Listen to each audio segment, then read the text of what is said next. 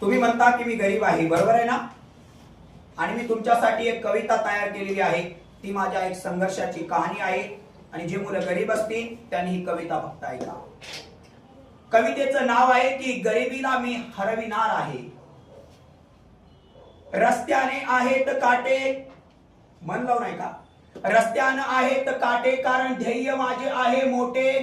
रस्त्याने आहेत काटे कारण ध्येय माझे आहे मोठे.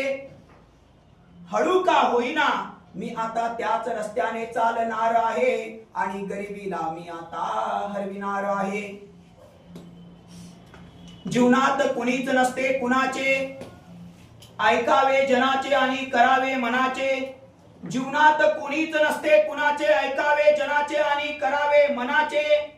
याच म्हणीप्रमाणे मी आता चालणार आहे आणि गरिबीला मी आता हरविणार आहे.